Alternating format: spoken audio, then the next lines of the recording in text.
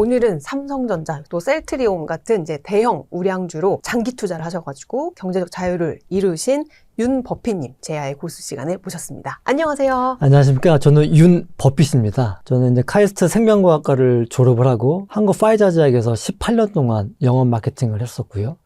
그리고 우연히 셀트리온을 알게 돼서 힘든 시간을 겪으면서 10배거 10배를 달성을 했습니다. 그리고 2020년도에 삼성전자를 또 투자해서 많은 힘든 시간을 겪다가 또 최근에 한 6개월, 8개월 동안에 삼성전자 주식이 많이 올랐죠. 그래서 경제적 자유를 이루었고 유튜브는 작년 10월 11일 날 개설을 했고 현재는 살리 헬스케어라는 바이오 회사를 운영하고 있습니다. 말씀하신 그 키워드들 중에서 궁금한 내용이 정말 많습니다. 일단 가장 처음 투자를 시작하시게 된 계기나 시점, 그리고 왜 셀트리온으로 이제 처음 시작을 하셨는지 막 그런 것들 좀 스토리 좀 알려주세요. 처음부터 얘기하면 너무 긴 스토리인데요. 저도 그냥 일반적으로 직장인이었습니다. 제가 그때 그 당시 경기도 구리에 전세 34평 2억 5천짜리 전세집에 살고 있었는데 네. 저도 이제 부자가 되고 싶었죠. 그러려면 이제 부동산이든 주식이든 해야 되는데 부동산 투자나 투기를 하게 되면 사실 집은 꼭 필요한 것이기 때문에 네. 남들한테 손해를 끼칠 수도 있다. 그런 생각과 네. 부동산 네. 자체는 보유세가 있기 때문에 네. 자기가 사는 집 이외에 투자를 해서 보유세를 굳이 내면서 이 돈을 벌어야 되냐. 네. 이런 생각 때문에 좀 주식에 좀 더 관심을 갖게 된 것 같고요. 네네. 또 그때 그 당시 제가 2009년도부터 시작을 한 것 같아요. 투자를. 2009년. 네. 그때 그 당시 제가 파이자 다니고 있었는데 네. 파이자가 급여가 되게 많은 편이었습니다. 네. 제가 그때 직장 8년차, 9년차 8년차. 한 연봉 1억 오. 전후였거든요. 네, 네. 많이 제가 아낀다면은 돈을 많이 모을 수 있는 그런 준비는 네. 된 상태였고요. 그때 그 당시 전세금 2억 5천을 빼고 네. 종잣돈 1억 정도가 네. 있었습니다. 네.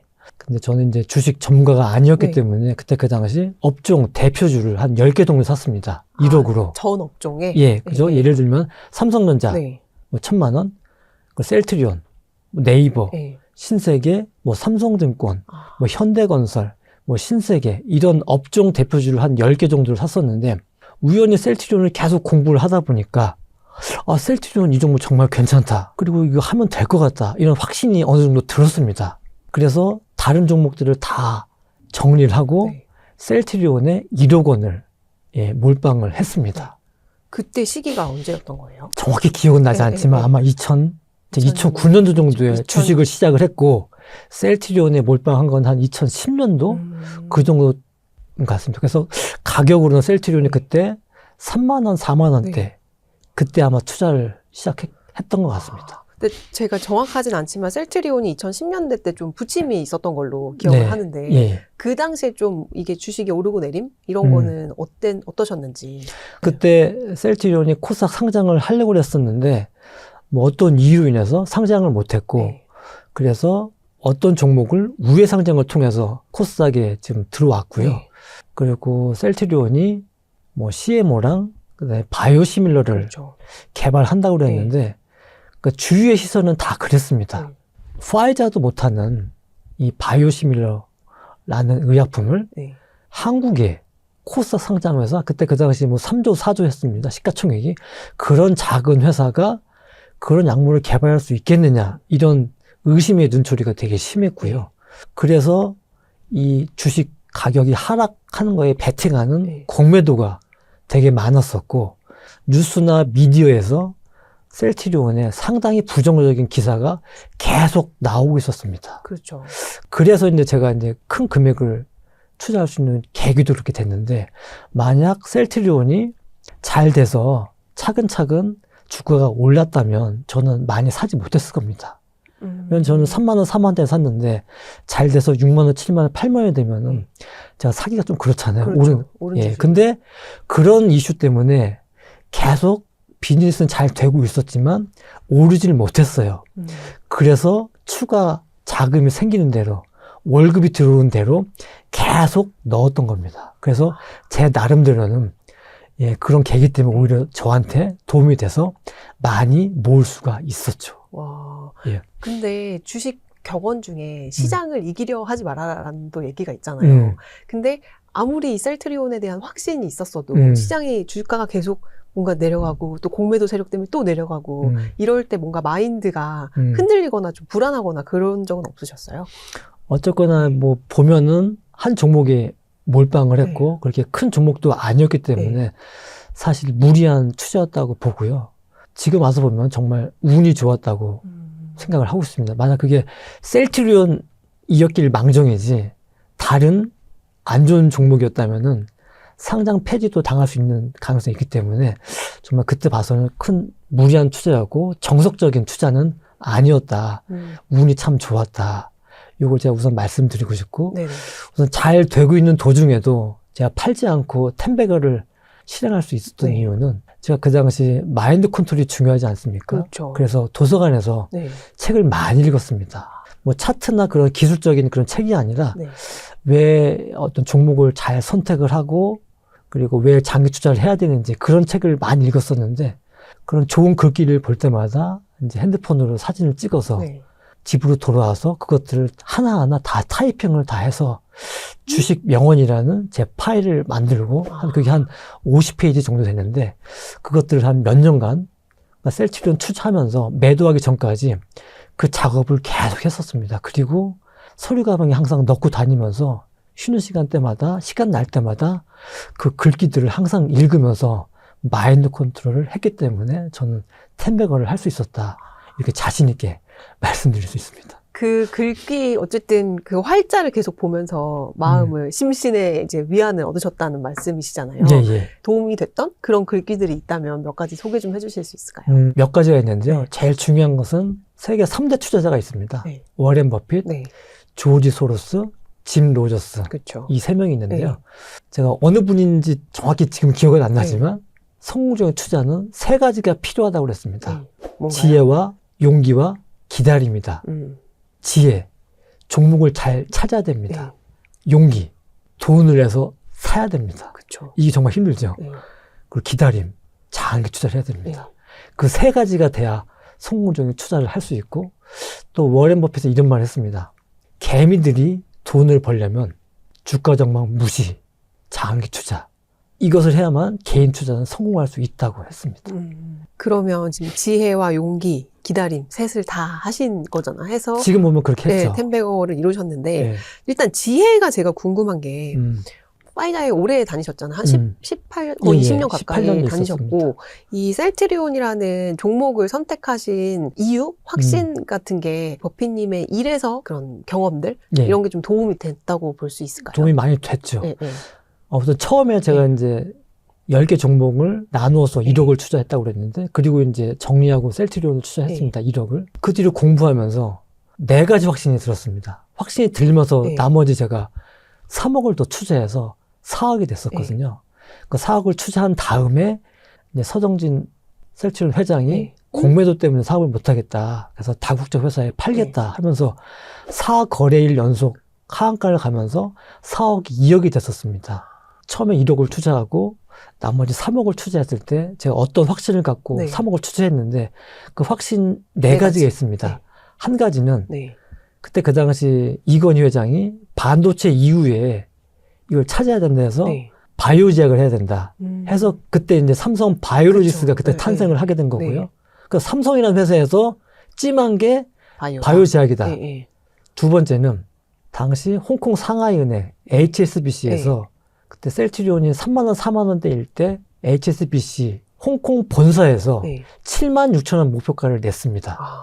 좀 이례적이었어요. 본사에서. 그리고 세 번째, 그때 그 당시 파이자가 호스피라라는 다국적 회사를 거의 제가 기억하기로 10조에 인수를 했는데 그 호스피라는 회사가 바이오시밀러 전문 회사였거든요. 그래서 파이자라는 회사가 이 바이오시밀러 회사를 인수했다는 거는 전망이 있기 때문에 인수를 한 겁니다. 그 바이오시밀러 시장이 그쵸? 전망이 좋다. 이 시장이 좋다는 거죠. 그렇죠. 예, 그런 인수합병이 있으면은 시장이 좋다는 것 때문에 많이 오르지 않습니까? 그렇죠. 예, 그게 있었고 또 하나는 이건 제 자신의 이 확신이었었는데 그때 그 당시 금융위기 이런 위기 때문에 각 나라의 재정이, 그러니까 건강보험 재정이 안 좋았습니다. 그래서 셀트리온이 개발한 네. 바이오시밀러라는 게 뭐냐면 일반 실험실에서 금방 만들 수 네. 있는 화학 약품, 예. 그거의 카피약은 쉽게 만들 수가 있습니다. 네, 네. 그냥. 그렇죠. 근데 바이오시밀러라는 뭐냐면은 예. 바이오의약품, 세포에서 키웁니다. 거기서 이제 그 우리가 원하는 물질을 빼내는 거거든요. 그래서 그거는 되게 비쌉니다. 비싸고 이거에 특허가 끝난다고 해서 이거에 카피를 만든다? 가능하지 않다고 다 생각을 네. 했었어요. 왜냐면 이제 실험실에 만드는 화학 제품은 실험적으로 똑같이 만들기가 쉽고 네. 똑같기 때문에 카피약입니다. 같다. 네. 카피. 근데 바이오시밀러는 왜 바이오시밀러냐? 같지 않아요? 같지 않기 네, 때문입니다. 네. 왜냐면 비슷하게 만들어도 뭐 생물학적으로 되게 어려운 네. 얘기인데 이제 주변에 뭐 탄수화물도 붙고 뭐 지방도 붙고 많이 붙거든요. 많이 붙기 때문에 똑같이 만들 수 없기 때문에 시밀러, 이게 비슷하다는 뜻이잖아요. 네. 그래서 바이오시밀러입니다. 아, 그렇구나. 그래서 모든 다국적 회사들이 이 바이오의약품을 카피약을 만든다? 네. 이건 가능하지 않다고 생각했기 때문에 안 했던 겁니다. 근데 네. 셀트리온은 그걸 시도를 했고 네. 첫 번째 1호 바이오시밀러를 승인을 받은 게 셀트리온입니다. 네. 우리나라에서요? 아니면 전 세계에서? 우리나라에서? 그러니까 승인을 받은 네, 거죠. 네. 미국 EMA, 네, 네. 미국 FDA, 또 우리나라도 다 그쵸, 승인을 그쵸. 받은 겁니다. 네, 최초로. 와, 최초로요? 예. 그렇구나. 최초로 네. 받았어도 예. 주가가 오르지 못했습니다. 뭐 이유는 뭐 그 예, 예. 공매도 세력들이 네. 일부러 뭐 그럼 눌렀는지 기억나요. 그건 잘 공매도 모르겠지만 세력들 어쨌거나 기억나는데, 예. 승인이 난 날 폭락을 했습니다. 참 이게 셀트리온이 굉장히 뉴스에도 저도 기사 쓸 때 이제 기억이 나는데 뉴스에도 굉장히 많이 나온 이제 종목이었고 그러니까 항상 늘 관심의 중심에 있었던 종목 중에 하나였잖아요. 바이오 제약 업계에서는. 그러니까 어쨌거나 제가 그 네 가지 확신으로 추가 3억을 투자해서 4억을 네. 투자를 했는데 근데 그 부침이 있었지만 네. 그런 확신이 있었기 때문에 그러네요. 기다릴 수 있었고 또 하나 제가 다른 데서 말씀 안 드렸었는데 제가 생각으로 이건 무조건 기다리면 이긴다.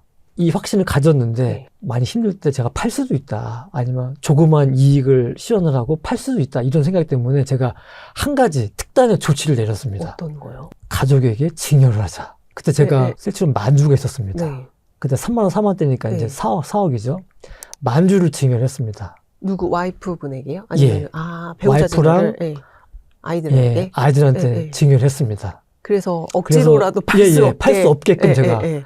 구조를 만들어 놨습니다. 아, 나도 내 손을 믿지 못하니 예. 가족들한테 증여를 해서 근데 그 모든 게 다 이 종목이 오를 거라는 언젠간 될 거라는 확신이 있었기 때문에 가능한 일이었겠죠. 예.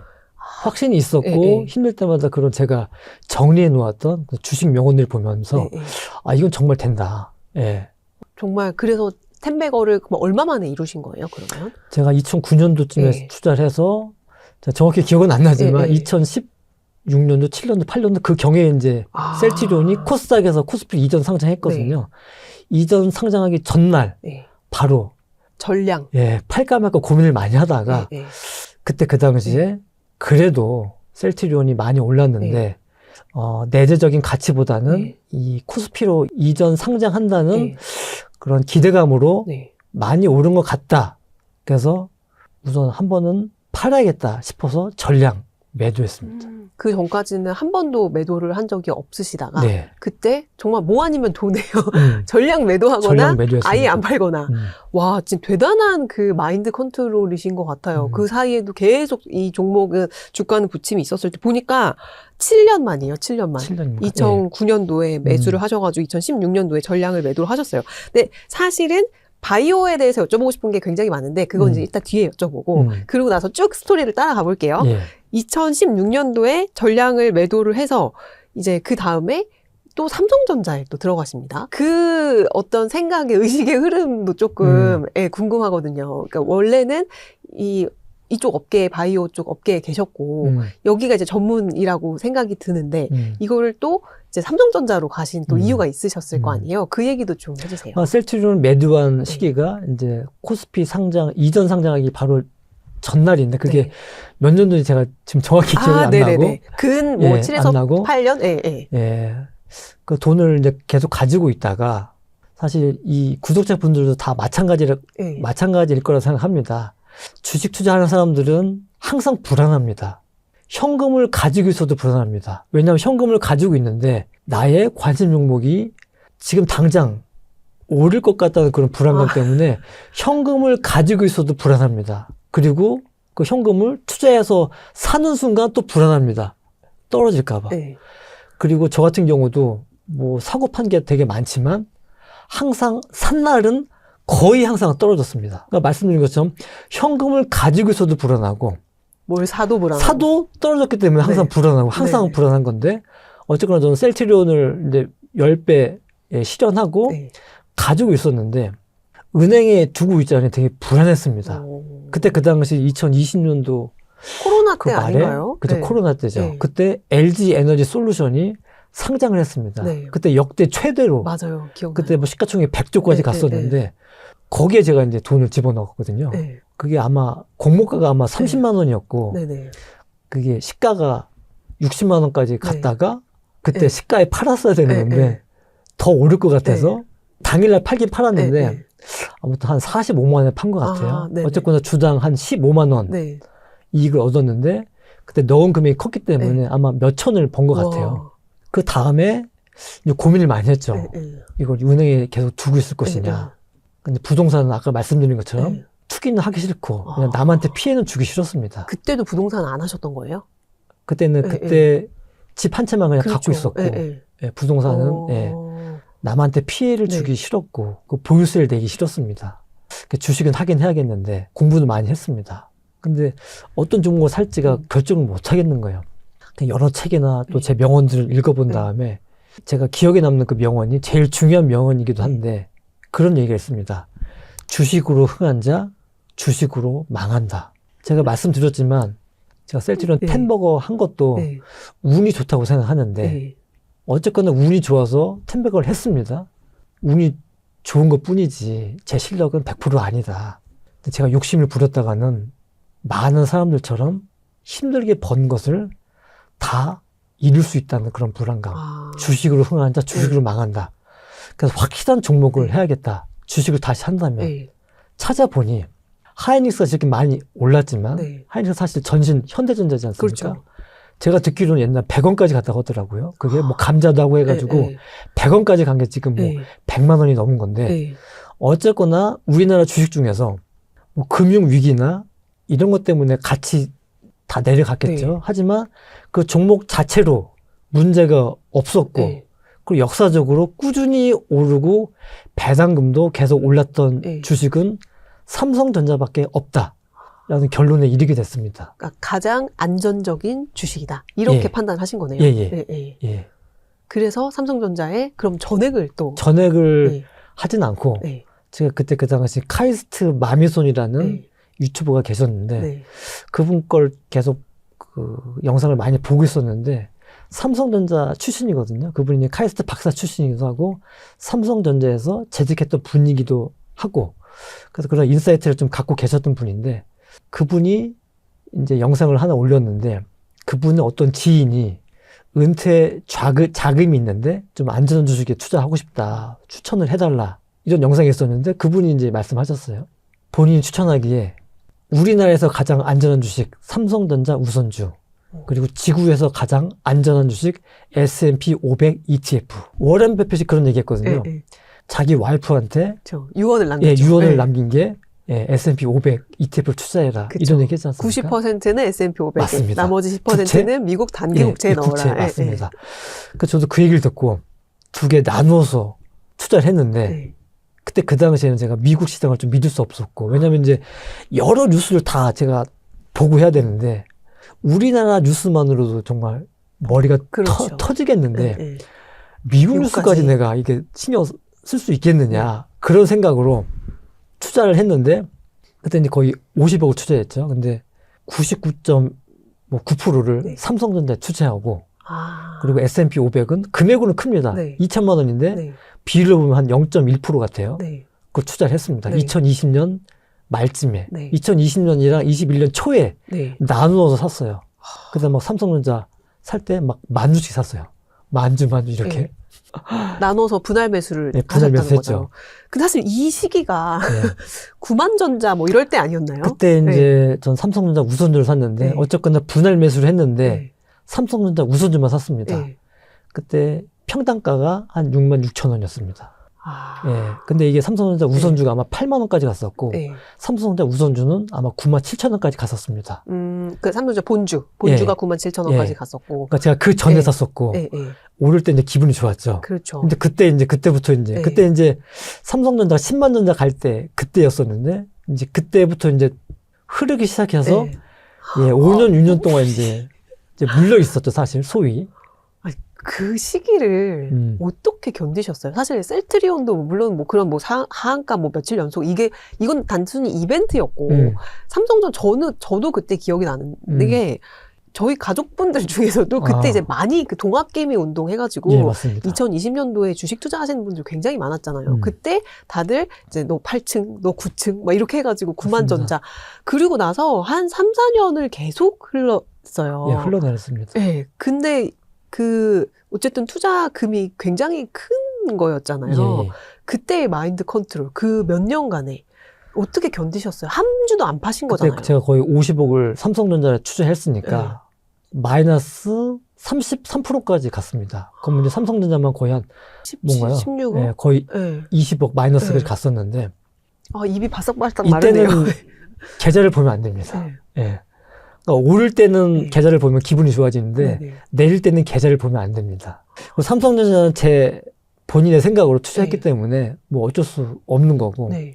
그때 배가 아팠던 거는 제가 삼성전자 우선주랑 S&P 500을 이렇게 같이. 투자했는데 그렇죠. 삼성전자는 마이너스 30%가 된 거예요. 네. 근데 S&P 500 미국 시장은 계속 올랐거든요. 그렇죠. S&P 500은 수익률이 그러니까 삼성전자가 마이너스 30%일 때 네. S&P 500 수익률은 플러스 100%였어요.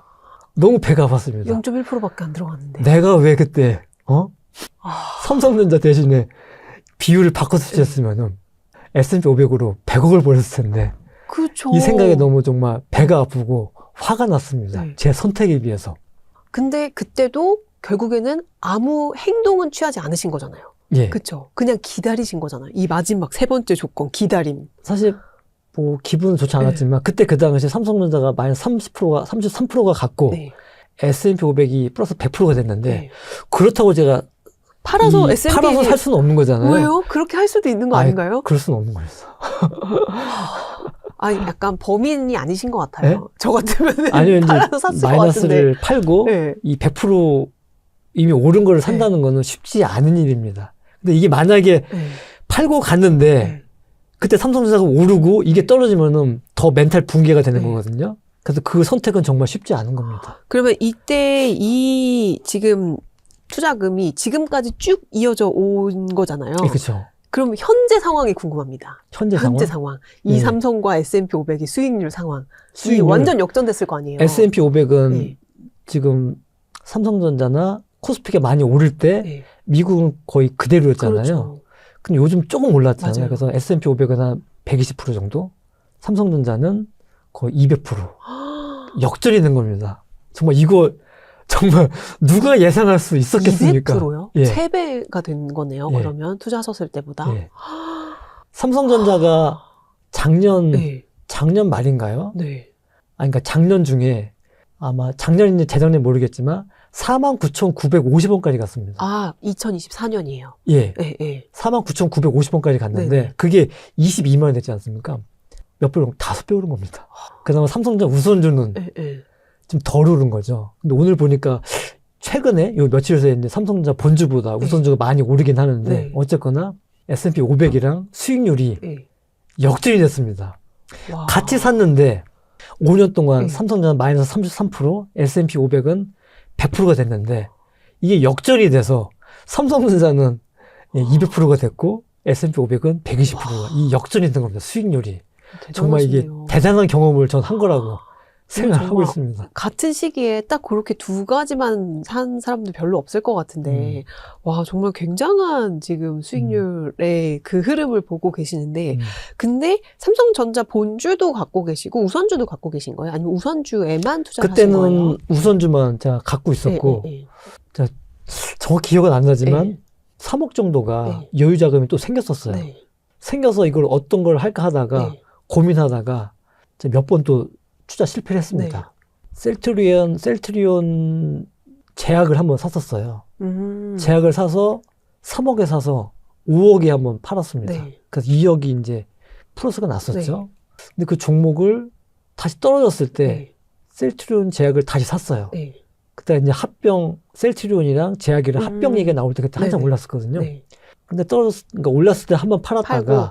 떨어졌을 때 다시 샀는데 그게 떨어져가지고 이제 5억이 4억이 됐어요. 네. 그래서 한번 팔았죠. 네. 그리고 카카오를 샀습니다. 네. 나름 카카오를 매도를 사고, 여러 번 하셨네요. 카카오를 네. 사고 이제 남은 여유 자금으로 네. 카카오를 샀는데 거기서 또 1억을 또 까먹었어요. 까먹고 네. 지금 생각하면 다행인데 지금 카카오 지금 그대로지 않습니까? 그렇죠. 그러니까 판 거를 결국 삼성전자로 갔습니다. 그때 근데 본주를 그때는 하신 거구나. 그때 네. 본주를 샀습니다. 네. 네. 5천주를 샀거든요, 제가. 네. 8만 원에.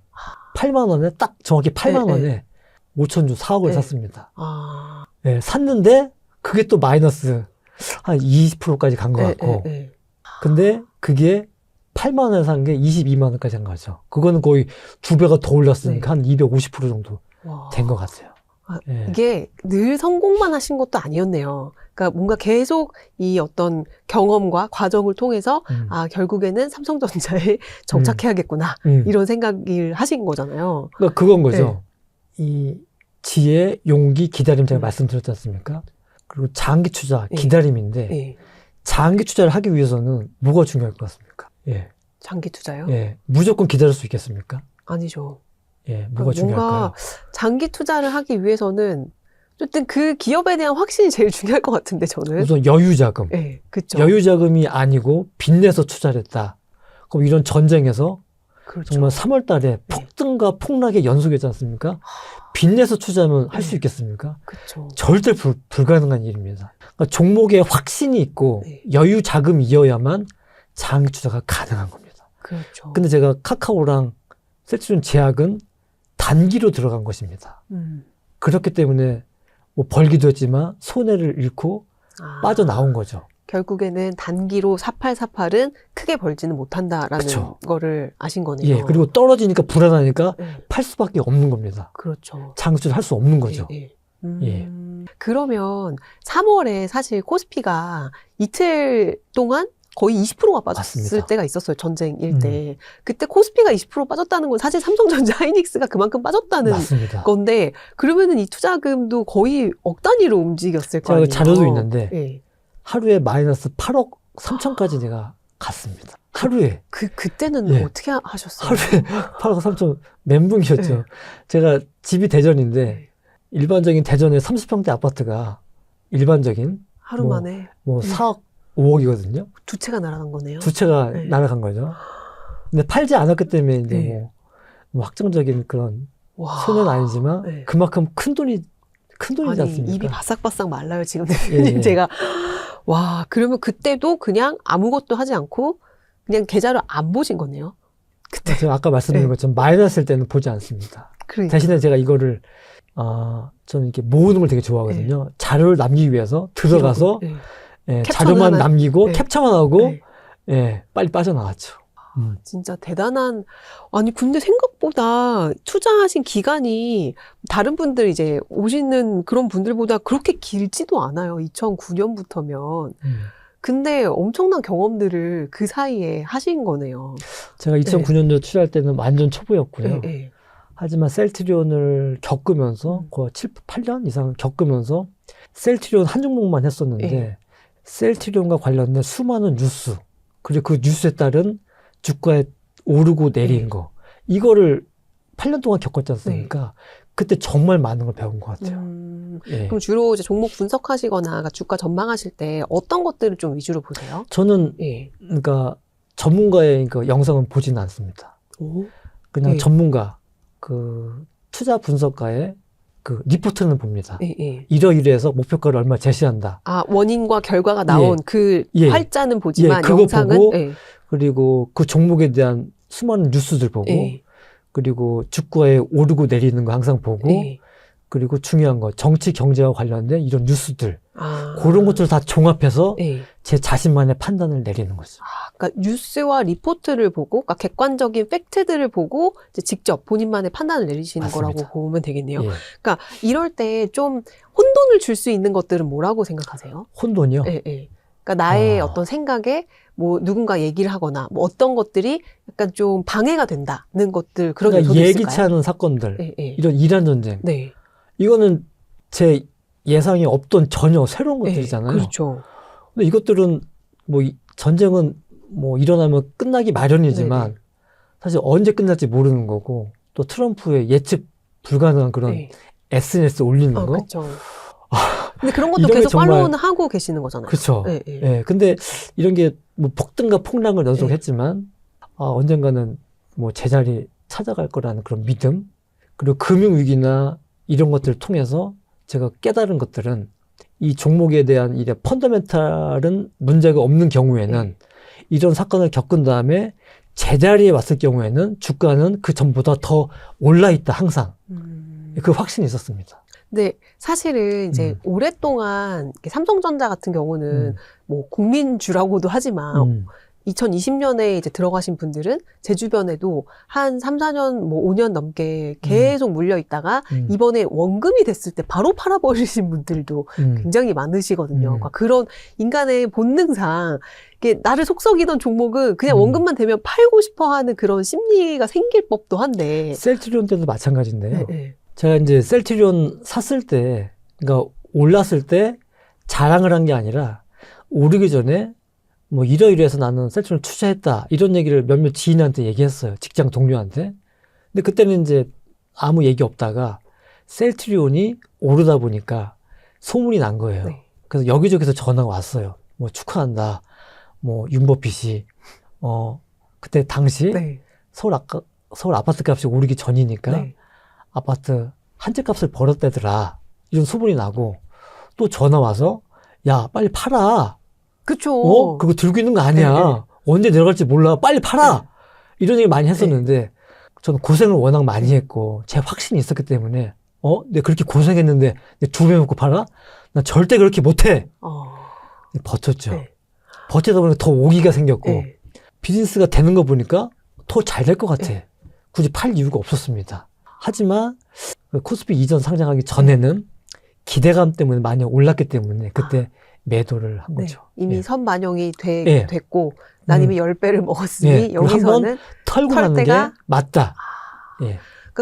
얘기를 말씀을 들어보니까 셀트리온도 그렇고 삼성전자도 그렇고 이제 급격하게 오른 구간이 있었지만 계속 뭐 횡보하거나 이제 물려 있었던 소위 말해서 하락 구간이 더 길었던 거네요. 맞습니다. 셀트리온도 2009년부터 네. 뭐 오르기 전까지 뭐 5년이라면 오른 건 3년이고 그 삼성전자도 물려있던 네. 건 5년인데 네. 오른 건 사실 8개월입니다. 와, 예. 진짜 극정이네요. 그러니까 주식이란 건 그런 것 같습니다. 이 구독자분들도 다 뭐 경험이 있으시겠지만, 제가 아까 말씀드렸다시피 주식하는 사람들은 현금이 있어도 불안하고 투자해도 불안한 네. 거고 개인 투자자가 돈을 벌기 위해서는 네. 아까 처음에 얘기했던 것처럼 주가장만 무시, 장기 투자 이게 맞는 것이고 또 좋은 종목을 선택하고 네.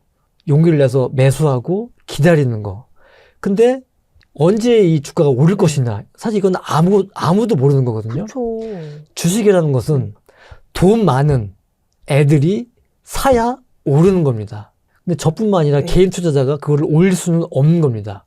따라서 개인 투자자가 돈을 벌기 위해서는 네. 좋은 종목을 여윳돈으로 사놓고 기다려야 됩니다. 그리고 돈 많은 애들이 살 때까지 기다려야 돈을 벌 수 있는 겁니다. 그렇죠. 간단하죠. 간단하면서 정말 참 어려운 어려워요. 겁니다. 여윳돈으로 오래 기다리는 게 얼마나 그렇죠. 힘들겠습니까? 아, 맞아요. 예. 돈 많은 애들이라 하면, 그러니까 기관이나 외국인, 그러니까 큰 그렇죠. 손들이 큰 손들이 그 종목을 밀어 올려줄 때까지 나는 그 길목을 지키고, 거기에 그걸 담아놓고. 거기에 묻어가는 것이죠. 그렇죠. 예. 그렇게 해서 개인 투자는 돈을 벌 수밖에 없던 겁니다. 그렇죠.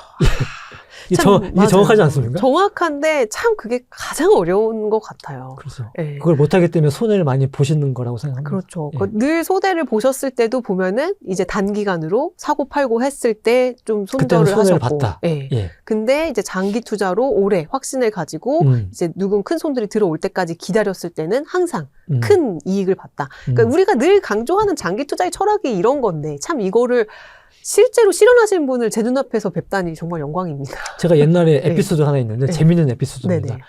처음에 제가 주식을 하게 된 게 네. 정확히 기억은 안 나지만 신입사원 때 2005년, 6년인 것 네. 같아요. 그때 그 당시에 황우석 박사 알아요. 주기세포. 이것 때문에 네.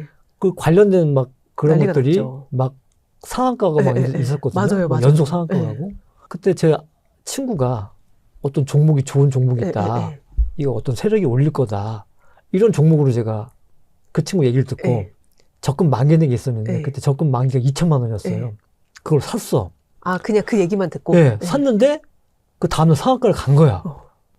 네. 주식 이런 거구나. 돈 벌기 참 쉽네. 네. 그때부터 했는데 어떤 종목을 제가 샀어요. 네. 샀는데 그때 출장 가기 바로 전이라 그때는 스마트폰이 없었기 때문에 네네. 집에서 이걸 사고 가야 되는데 급하게 사고 갔어요. 근데 제가 뭐 1000주를 사야 되는데 네. 어떻게 10,000주를 잘못하고 네. 입력을 한 것 같아. 네. 근데 매수 체결이 됐어. 네. 그 출장을 갔어. 네. 갔다 오니까 샀던 주식이 네. 매도가 돼 있는 거야. 나 팔지도 않았는데 네. 알고 보니까 저는 그만큼 주식 초보였던 거예요. 네. 미수로 체결이 된 거야. 헐. 미술이 체결이 되고 네. 3일 뒤에 자동 매도가 된 거예요. 그러니까 마진콜 당한 거잖아요. 예, 네. 매도가 됐는데 네. 그나마 올라서 매도가 됐으면 네, 플러스인데 떨어진 상태로 매도가 된 거야. 네. 그런 에피소드가 있습니다. 그래서 그때는 그럼 손해를 보신 거예요? 그렇죠. 손해를 보고. 와. 예, 그러니까 1000주 살려고 했는데 10,000주가 네. 해가지고 미수로- 마이너스 됐으니 손해를 많이 네. 받겠죠. 그런 경험도 있습니다. 그런- 그만큼 저는 초보였습니다. 네. 와, 그때가 그러면 2000년대 초반? 뭐 이럴 황우석 때. 박사 그때. 와. 예, 저 신입사원 초기 때. 예. 그때. 참. 그런 예, 경험도 여러 있습니다. 경험을 하셨네요. 예. 와. 근데 이 시점에서 또 지금 이제 또 많은 분들이 궁금해 하실 게 지금 삼성전자를 그럼 안 파신 거잖아요. 네. 그러니까 삼성전자의 매도 시점은 그럼 언제로 생각하고 계시는지. 저는 네. 이 말씀 드리고 싶습니다. 네. 삼성전자. 제가 아까 말씀드린 것처럼 제 확신에 의해서 이제 네. 삼성전자밖에 없다. 네. 믿을 만한 주식은 그나마. 네. 그리고 5년 동안 물려 있었고 최근에 많이 올랐고 이 뭐 삼성전자 잘해서 그런 게 아니라 이 AI 이게 이제 뭐 시장이 커지면서 네. 이렇게 된 거잖아요. 그리고 지금 삼성전자나 하이닉스의 가장 큰 단점이 이 메모리 사업이라는 게 사이클을 타기 그렇죠. 때문에 호황기가 오면 불황기가 오고 네. 하기 때문에 이 사이클을 타는 게 문제였었는데 지금 워낙 잘 되다 보니까 이제 그 D램을, HRAM을, HBM을 사고자 하는 회사들이 너무 많죠. 장기 계약을 요구를 해도 네. 산다는 거 아닙니까? 맞아요. 2년, 3년 네. 계약으로 지금 사고 있지 않습니까? 그러면은 이게 최소한 이 트렌드가 몇 년은 가지 않겠습니까? 그렇기 때문에 삼성전자는 당분간 네. 가지 않겠느냐. 음. 예. 이런 제 생각이죠. 네. 뭐 내릴지 올지 모르겠지만 어쨌거나 변수는 AI 거품이 터지지 않을 것, 네. 또 이런 전쟁이 일어나지 않을 것, 네. 뭐 금융위기 같은 게 오지 않을 것. 네. 그런 변수만 없다면 이 추세는 당분간 내년까지는 최소한 네. 가지 않겠느냐. 음. 예. 그렇게 저는 생각을 하고 있습니다. 네. 그러면은 이제 그때까지는 굳이 그거를 팔 생각은 없다. 팔 네, 이유가 없죠. 이유가 없다. 그리고 다른 종목을 네. 살 이유도 없다. 와. 굳이 삼성전자 네, 이런 네. 안정적인 주식이 매출까지 이렇게 나오고 있고 네. 지금 작년 4분기, 올해 1분기 네. 증권사 예상치보다 더 네. 높게 나왔죠. 더 높게 나왔습니다.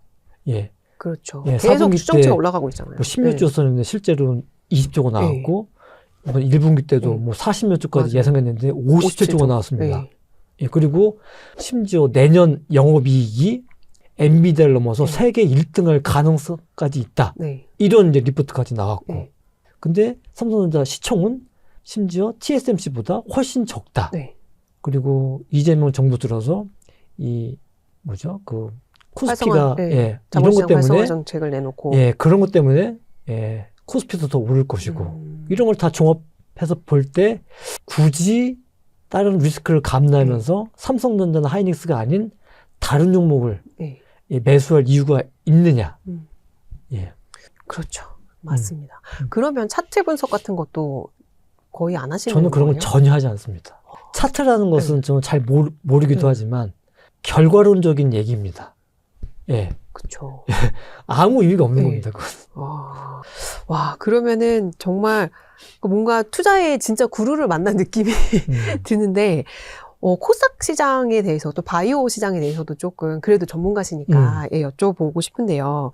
지금 뭐 정부에서 코스닥 시장 활성화 방안을 계속 내놓는다고 하고 있거든요, 올해. 근데 코스닥이 또 바이오가 이제 주요, 대부분 이제 시총의 상당수를 차지하고 있다 보니, 예. 근데 바이오는 참 일반인들이 투자하기가 어려운 분야잖아요. 접근성이 굉장히 높기도 하고. 그래서 이 바이오 투자는 어떻게 하는 게 좋은지. 바이오는 예. 제가 이제 경험도 많기 때문에 예. 드릴 말씀이 너무 많아요. 네네. 우선 중요한 이제 거 몇 가지만. 우선 최근 이제 코스닥 시장 활성화 이런 걸 말씀드리면은 네. 제가 그러니까 세액 공제 이런 것 때문에 네. 1년에 600만 원 정도를 이제 맞아요. 개인 연금으로 사는데 네네네. 저 ETF를 하는데 최근에 제가 며칠 전에 네. 예, 타임 코스닥 액티브를 600만 원을 샀어요. 네. 그 바이오요? 아니면 코스닥 액티브? 코스닥 액티브. 아, 최근에 상장한 예, 거 말씀하시는 최근에 상장한 거. 네. 샀는데 많이 올랐었는데 네. 그래서 좀 놓쳤다 했는데 네. 그게 내려갔을 때 샀어요. 아, 샀는데 네. 네, 그때 뭐 삼천당제약 이런 네. 사건 생겨가서 그렇죠. 또 마이너스 한 몇 프로 갔다가 네. 지금 다시 플러스로 들어왔는데 제가 산 이유는 사실 지금 주택시장이 떨어지고 그렇죠. 코스닥이 오르는 게 네. 제가 정치는 관심이 없지만 이재명 대통령이 한다면 하는 사람인 것 같고 네. 지금 코스닥도 지금 코스피도 지금 자기가 했던 말처럼 5천을 좀 넘겼고. 정책적으로 네. 지금 이걸 서포트를 하고 맞아요. 있고 네, 네. 코스닥도 활성화하겠다 했기 때문에 코스닥도 갈 것이다 이런 확신이 들어서 네. 그러면 어차피 연금은 해야 되는 거고 또 연금은 장기적으로 가져가는 거기 그렇죠. 때문에 600만 원 연금은 예, 코스닥 액티브로 가져가는 것도 나쁘지 않겠다 생각으로 600만 원을 네. 예, 최근에 2주 전에 네. 매수를 했습니다. 그러니까 그것도 액티브로 사신 이유가 또 따로 있으실까요? 패시브도 있는데 뭐 레버리지도 있고 그러니까 우선 액티브라는 게 지수가 오를 때는 이제 수익이 더 많이 나는 거지 그렇죠. 않습니까? 그래서 그런 걸 봤을 때는 액티브 하는 게 공격적으로 더 낫지 않겠느냐 네. 생각을 했습니다. 그러니까 바이오는 사실 바이오 전문가조차도 ETF로 투자를 한다. 사실 저는 그게 핵심인 것 같아요. 우선 삼천당제약이 네. 120만 원 깜짝 갔다가 지금 놀랐어요. 40만 원, 네. 3분의 1 토막이 났는데 제 영상에도 나와 있습니다. 삼천당제약이 제가 잘 아는 제약회사예요. 제가 파이자에서 18년을 영업을 했었는데 제가 안과를 10년을 했습니다. 근데 삼천당제약이 어떤 제약회사냐? 안과 전문 회사였어요. 안과, 눈물약이나 이런 약들을 하는 그러니까 안과 이게 점안제 같은 거. 점안제도 이제 카피약을 하는 그런 작은 회사였어요. 근데 지금 시총이 막 뭐 10몇 조까지 갔는데 그렇죠. 삼천당제약이 그런 제약에서는 이렇게 기대감으로 많이 올랐구나. 뭐 100만 원까지 올라도 뭐 시총 몇 등까지 갔었는데 1위를 했었잖아요. 그래서 이건 좀 아닌 것 같다. 라는 그 영상도 올렸었는데 그 뒤로 이제 사건이 났는데 예를 들어서 이제 그 대표가 이 기자 간담회를 했지 않습니까? 그렇죠. 근데 그 연구실에 박사가 한 명이었다. 또 어떤 그런 기술적인 거에서 어떤 기자가 물었는데 회사 직원도 아닌 컨설팅하는 업체의 대표가 대신 얘기를 하고 누구냐고 물어보니까 신분도 밝히지 않는 채 갔다. 좀 이상하죠. 그런 종목들이 이 바이오 종목이고 대신 제가 말씀드리고 싶은 거는 바이오 종목 중에서 한다고 하면은 정말 라이선스 아웃을 한 그런 확실한 종목 위주로 가져가야 된다. 그렇죠. 알테오젠, 뭐 레고캠 바이오, 그러니까 리가캠 바이오죠. 원래 레고캠인데 그게 같은 이름이 있어가지고 리가캠으로 바꾼 겁니다. 그런 거구나. 그래서 리가캠, 레고캠 그게 스펠링이 똑같거든요. LCB. 예, 그래가지고 이제 같은 리가캠으로 바꾼 거고. 뭐 ABL 바이오, 이건 시총 상위주 위조, 에로 확실히 한 기업들 이거 위주로만 가져가야 된다. 나머지 작은 것들은 정말 쳐다보지도 말아라. 왜냐하면 저도 이제 바이오 이 투자회사도 잠깐 있었습니다. 네. 아하. 근데 저희끼리 한 얘기가 있어요. 네. 이 투자 이 기술이 될지 안 될지도 모르는데 모르죠. 이걸 어떻게 알겠습니까? 그리고 일반 투자자들이 이 될지 안 될지 회사가 어떻게 돌아가는지 이 내용에 대해서 알 길이 없습니다. 실적과 관련된 거는 실적 공시라기 때문에 실적이 오르는지 떨어지는지 그건 알 수가 있는데 이 연구가 잘 되는지 안 되는지는 개인 투자가 알 길이 없어요. 그렇죠. 정말로. 떨어진 다음에 아는 겁니다. 그래서 정말 작은 바이오 주식은 정말 하는 게 아니다. 전문가도 알 수 없는 것이다. 그렇죠. 제가 투자회사 있을 때도 저희들끼리 이게 오를지 안 오를지 어떻게 알아? 네. 그런 얘기를 한 기억이 나거든요. 전문가들조차도. 그렇죠. 아니, 정말 힘들어요. 와, 그러니까 정리해보면 바이오주는 이제 라이센스 아웃한 기업들, 이제 큰 기업들 위주로 숫자가 나오는 기업들 위주로 투자를 하고 이제 전문가조차도 지금 이 연금 계좌에서 ETF로 투자를 한다. 이 정도로 사실 정말 알 수 없는 곳이 바이오니 조심해서 투자를 하면 좋겠다라는 말씀이신 거 맞죠? 그리고 제가 알테오제는 제가 갖고 있습니다. 아, 알테오제는 진짜로? 제가 확신을 갖고 있는 게 제가 이제 다국적 회사에 있다 보니까 이 다국적 회사 돌아가는 상황 이런 걸 좀 많이 알거든요. 이 머크랑 계약을 했지 않습니까? 머크의 키트로다라는 약을 맞아요. 이게 이제 모든 다국적 빅파마들이 이제 특허 만료 전에 이 카피를 나오는 이 회사들에 대응하기 위해서 제형을 바꾸거나 이런 전략으로 가거든요. 이 키트로다는 약물이 1년에 이 약 하나로 40조를 팝니다. 약 하나로. 40조요? 하나로. 이게 저 파이자 했을 때 리피토라는 약이 있거든요. 그게 고지혈증 치료제인데 그때 연 매출이 10조를 하면서 세계에서 1등 약물을 했는데 이 시장이 커지고 하다 보니까 이 항암제인데 이제 1등 약물이 그때 계산이 10조였었는데 1등 약물이 40조까지 커진 거예요. 그 약 하나로 40조를 팔고 이 머크라는 회사의 약인데 머크 전체 회사의 40% 50%를 차지한 약입니다. 매출 비중이. 근데 이 약이 특허가 만료가 돼서 카피 회사의 공격을 받을 가능성이 있는 겁니다. 그럼 이 회사는 이 약을 특허를 회피해서 어떤 전략을 짤 거 아닙니까? 그럼 얼마나 공을 들이겠습니까? 그렇죠. 자기 회사의 매출의 40% 이상을 비중을 차지하고 있는데 그렇겠죠? 그렇죠. 근데 이 기술을 이 원래 정맥주사 약인데 이 알테오젠의 기술을 이용해서 집에서 정맥주사이기 때문에 병원에 가서 뭐 1시간 정도 투여를 받아야 되는 약인데 이 알테오젠의 이 기술을 적용해서 지금 FDA 승인을 받았거든요. 이걸 적용받으면 집에서 뭐 10분 내로 집에서 투여할 수 있는 이 제형을 지금 이 제형이 FDA 승인을 받았고 지금 판매가 되고 있습니다. 자, 보십시오. 그러면 머크의 그 큰 회사의 매출 비중이 40%인 약입니다. 1년에 40조를 파는 약. 얼마나 정성을 들여서 알테오젠의 기술을 사서 적용하겠습니까? 그렇죠. 그리고 제품이 나왔어요. 승인도 됐어. 지금 팔고 있어. 그러면 제형이 변경된 그 피아주사 그 키트로다 큐렉스인데 이거에 얼마나 영업 마케팅을 투여하겠습니까? 그렇죠. 올인하는 겁니다. 이 약은 안 될 수가 없는 거예요. 그럼 알테오젠은 그냥 저절로 돈을 버는 겁니다. 이 얼마에 뭐 6천억이냐 1조나 1년에 그 차이가 있는 거지. 그 액수 때문에 약간 부침이 있었잖아요. 그렇죠. 그게 이제 로열티가 5%로 예상하고 있었는데 2%였다. 이것 때문에 폭락을 한 건데 어쨌거나 이제 머크가 영업 마케팅을 집중할 약이고 이게 잘 돼야 머크가 사는 길이기 때문에 올인할 수밖에 없는 겁니다. 그리고 이 키트로다뿐만 아니라 다른 약물도 이 다국적 회사들이 알테오젠 이 기술을 이용해서 하려고 애로를 많이 했습니다. 또 그런 회사들 약이 다 업종 대표주 약물입니다. 키트로다처럼.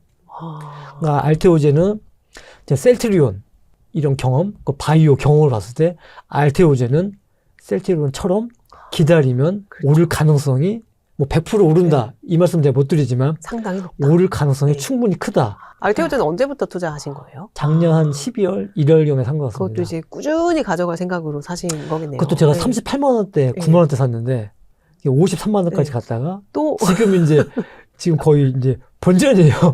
항상 그 패턴이 비슷하시네요. 보면은. 그 로열티 때문에 이제 폭락을 해서 지금 아직 회복을 못 하고 있는데 어쨌거나 제가 계속 반복해서 말씀드리지만 머크에서 알아서 올인을 할 거기 때문에 이건 그냥 기다리면 되는 게임이다. 그렇구나. 예. 또 제약의 업계 오래 계셨으니까 그 최근에 사실 제일 핫한 게 비만 치료제잖아요. 예, 이쪽 시장은 좀 어떻게 보세요? 비만 치료제. 예, 예. 노보노디스크가 비만 치료제 처음 해가지고 그쵸, 그쵸. 이게 시가총액 뭐 1,000조까지 갔습니다. 예, 예. 그래서 유럽 전체에서 네. 시가총액 1등을 했던 약입니다. 근데 지금 폭락을 했거든요. 맞아요. 왜냐? 릴리에서 네. 예, 더 좋은 약을 네. 해가지고 폭락을 하고 네. 릴리가 지금 시가총액 1등입니다. 자, 릴리나 노보노디스크 어떤 회사냐? 제가 파이자 했을 때 네. 그때 파이자가 업계 1등이었습니다. 그리고 릴리는 업계 10등. 릴리가 유명한 게 이제 파이자가 유명한 게 비아그라로 유명하지 않습니까? 그쵸. 근데 비아그라가 사실은 이게 매출 자체는 크지는 네. 않았어요. 시장이 작으니까. 예, 시장 작고 또 이게 음성적으로 많이 네. 빠진 약이기 때문에 매출 자체는 크지 않았습니다. 근데 릴리가 그 비아그라랑 비슷한 시알리스 네. 이거로 유명한 회사거든요. 그러니까 한 10등 내외의 회사였는데 이 비만 치료 때문에 지금 시가총액 1위를. 1등을 하고 네. 있고, 그러니까 빅파마 중에서 네. 그리고 아마 지금 삼성전자랑 지금 삐까삐까 네. 하는 걸로 알고 네. 있습니다. 예. 그리고 노보노디스크가 어떤 회사냐? 이쪽은 당뇨 전문 그렇죠. 빅파마예요. 일반 빅파마가 아니에요. 네.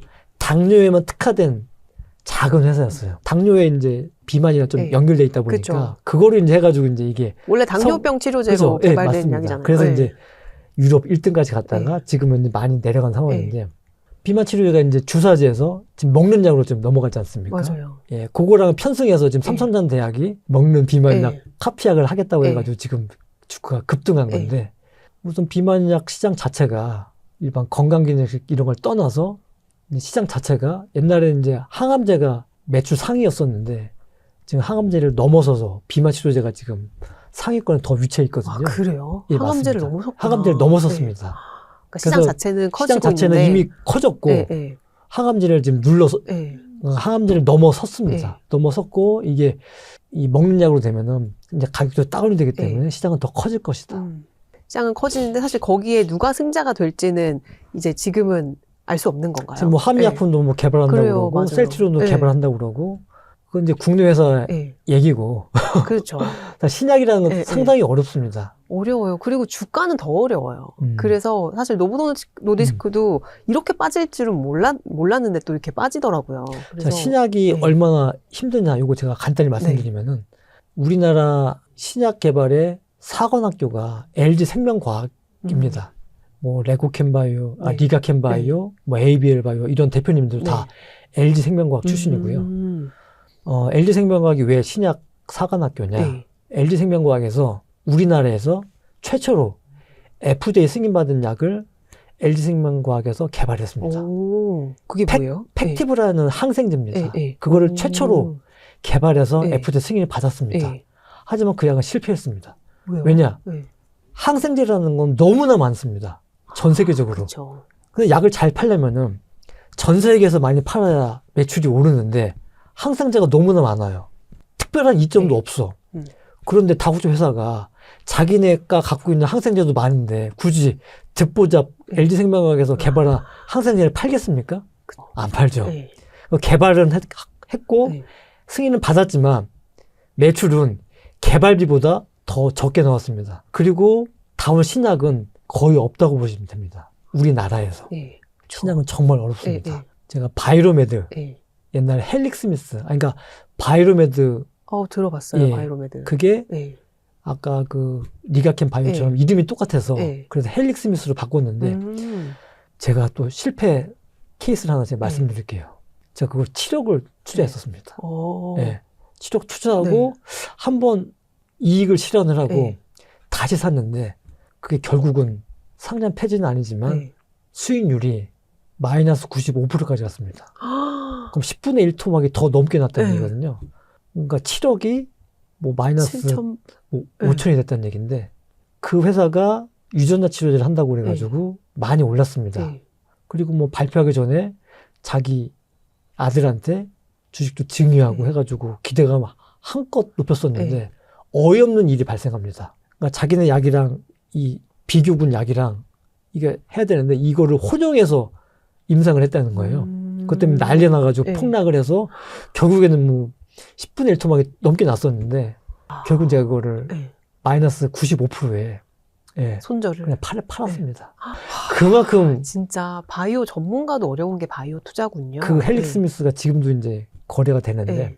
어쨌거나 그 회사가 유전 치료를 했던 게 우리나라 최초로 우리나라 회사 자체적으로 네. 임상 3상까지 간 최초의 회사였습니다. 어쨌거나 그 능력이 안 되는 회사인데 그렇게 했기 때문에 그런 실수가 네. 일어났고 그 뒤로는 다 자체적으로 하지 않습니다. 아. 지금 뭐 알테오젠이나 네. 리가캠이나 네. 에이빌 바이오나 네. 다 자체적으로 하지 않고 그 기술을 파는 아. 에로 전략으로 지금 네. 가고 있는 것이거든요. 그렇구나. 아, 예. 그게 또 업계에서는 약간 새로운 또 그 공식이 된 거네요. 돈이 자체. 많이 들 뿐더러 네, 네. 그들이 하는 것보다 네. 빅파마가 하는 게 훨씬 더 낫기 때문에 그렇죠. 그렇게 하기에 맞는 거죠. 와, 이렇게 해갖고 진짜 또 바이오 얘기까지 또 들어봤는데, 음. 또 이번에는 그것도 한번 여쭤보고 싶어요. 자녀분들에게 아까 증여하셨다고 말씀하셨잖아요. 그 지금 이제 자녀들에게 이제 막 태어나는 자녀들에게도 2천만 원 그 증여를 어떤 식으로 투자를 해야 되냐 이런 것도 궁금해하시는 분들 많으시거든요. 예, 예. 좀 자녀들에게 증여를 좀 현명하게 할 수 있는 그런 뭔가 비결이나 방법이 있다면 좀 어떤 조언이 있을까요? 우선 저는 그 경험이 되게 많고 네, 우선 자녀에게 증여를 한다? 그 여윳돈이 있어야 증여하는 거잖아요. 그렇죠. 근데 사실 요즘에 뭐 신혼부부가 네, 아기 낳고 하더라도 돈이 없죠. 요즘 아파트가 네. 워낙 비싸기도 네. 하고 사실 돈 벌어서 서울 네. 아파트를 사기가 가능합니까? 불가능합니다, 사실은. 가능하지 지금 않습니다. 불가능해요. 예. 전세 얻는 것도 사실 예. 쉽지 않을 거예요. 1억 모으는 게 쉽지 않습니다. 1억을 모으려면은 한 달에 1,000만 원을 저금해야 되는데 일반 직장인이 1,000만 원을 모을 수가 있겠습니까? 그렇죠. 1년에? 예. 쉽지 않습니다. 1,000만 원을 모아도 10년이 돼야 1억을 모을 수 있는 겁니다. 그렇죠. 맞아요. 정말 어려운 예, 거예요. 예. 그 와중에 자녀한테 증여를 한다? 그나마 여유가 있는 사람들인 건데 우선 뭐 여유가 있다면은 뭐 태어나자마자 2천만 원, 뭐 10년 전에 2천만 원까지 할 수 네. 있는 거잖아요. 제가 알기로는 태어나자마자 2천만 원, 10살 때 또 2천만 2천만 원, 원. 그리고 성인 됐을 때 6천만 원 해서 그럼 뭐 5천만 원. 성인 됐을 네, 때 그런가요? 5천. 예, 네, 예. 총 9천까지. 예, 그렇게 할 수 있는 예, 예. 거고 배우자는 10년 6억. 전에 6억이잖아요. 여유가 되신 분들은 최대한 빨리 하셔라. 그렇죠. 그리고 최대한 이게 투자 수익이 훨씬 높을 수 있는 네. 주식으로 하셔야 된다. 근데 주식 중에서도 이거 ETF로 그냥 넣어놓는 게 좋을까? 아까 그 S&P 500 같은. 예. 아니면 뭔가 종목으로 하나를 그냥 꾹 묻어가는 게 좋을까? 이게 항상 고민이거든요. 그건 장단점이 있기 때문에 예, 예. 본인이 이제 선택을 그렇죠. 하셔야 되는 거고. 맞아요. 대신에 예. 이제 주식으로 했을 때 자녀한테 주식으로 한 다음에 그 계좌로 사고 팔면 안 됩니다. 아, 그렇죠. 큰일 납니다. 왜냐면 사고 팔면은 예, 예. 이게 증여가 했더라도 부모의 차명 계좌를 보기 때문에 나중에 세금 폭탄을 맞을 수 있다. 아, 그런가요? 예, 맞습니다. 아, 아니, 증여는 이미 했는데? 자고, 네. 예, 그러니까 자주 네. 사고 팔면 안 됩니다. 아, 그럴 가능성이 있기 때문에. 가능성이 있구나. 예. 계속 묻어둘 수 있는 주식을 증여를 하시고 그냥 두셔야 됩니다. 아, 그거는 정말 꿀팁이네요. 왜냐면은 증여한 순간부터 그냥 이거는 자녀 계좌로 내가 운용을 할 수 있다고 보통 다들 생각을 하시는데 이제 그게 나중에는 뭔가 문제가 생길 수도 있다라는 말씀이신 거죠? 그러니까 자녀한테 증여하기 때문에 네. 안정적인 걸 해야 되고 네. 또 배당까지 나오면 더 꿀이고 그쵸. 예, 그다음에 자주 네. 사고 팔지 않을 수 있는 그런 안전한 주식. 아, 삼성전자죠. 예, 한마디로 말하면. 그렇죠. 맞아요. 그러니까 자식한테 증여를 하는데 네. 뭐 바이오를 하는 게 말이 안 되는 거잖아요. 네. 그쵸. 상당 폐지 당할 수도 있는 건데. 그럼요. 투자는 각자의 개인의 몫인 걸로. 그쵸? 예, 예. 저희는 뭐 안정적이고 오랫동안 이제 묻어둘 수 있고 자주 사고 팔지 않아도 되는 그런 종목이나 아니면 뭐 대표지수 ETF 같은 것도 괜찮고 예. 그런 것들 중에서 선택을 해서 증여를 예. 하면은 그래도 좀 예. 괜찮다. 그러니까 여유가 되시는 분들은 네. 최대한 빨리 하셔라. 예. 아유, 저희 지금 정말 한 5분 정도 얘기한 것 같은데 벌써 1시간이 지났어요. 아, 그래요? 이제 마지막으로 또 저희 와이스트리트 구독자분들 복길이거든요. 복길이 여러분들께 좀 장기 투자자로서 또 성공한 경제적 자유를 이루신 분으로서 예. 윤버피님 한마디 해주신다면. 예. 아까 했던 내용을 이제 정리해드리면은 어쨌거나 제가 이제 그런 얘기를 영상에 나오면은 댓글에 이런 글도 많아요. 단순히 그냥 투자한 거고 그 길게 투자했고 네. 운이 좋았다. 맞습니다. 네. 예, 운이 좋으면은 예, 주식에서 돈을 벌 수 없는 겁니다. 사실 워렌 버핏도 운이 따라야 돈을 버는 거지. 네. 이런 전쟁에 누가 예상이나 할 수 있었겠습니까? 어쨌거나 개인 투자가 주식 투자에서 이길 수 있는 길은 주가 전망 무시, 장기 투자, 그리고 좋은 종목을 기르는 지혜, 그리고 투자할 수 있는 용기, 네. 그 장기 투자할 수 있는 기다림. 그래서 무조건 여윳돈으로 무조건 하셔야 된다. 그리고 빚내서 절대 투자하면 안 되신다. 네. 그리고 개인 투자가 이기기 위해서는 내가 주가를 올릴 수 없기 때문에 좋은 종목, 확실한 종목을 골라서 기관이나 외국인들이 올릴 때까지 기다리는 수밖에 네. 없다. 그 기다리는 시간이 짧을지 길지는 모르기 때문에 예, 그때까지 기다릴 수 있기 위해서는 무조건 여유 자금으로 하셔야 된다. 네. 그리고 제일 중요한 거는 예, 종목에 대한 자신감입니다. 자신감이 있어야 장기 투자를 꼭 할 수 있다. 아유, 감사합니다. 오늘 정말 그야말로 장기 투자의 정석과도 같으신 예, 윤버피님 모시고 또 여러 가지 이야기들 나눠봤는데요. 또 여러분들의 투자에 정말 큰 도움이 되셨기를 바랍니다. 오늘 출연해 주셔서 너무 감사합니다. 감사합니다. 고맙습니다. 예.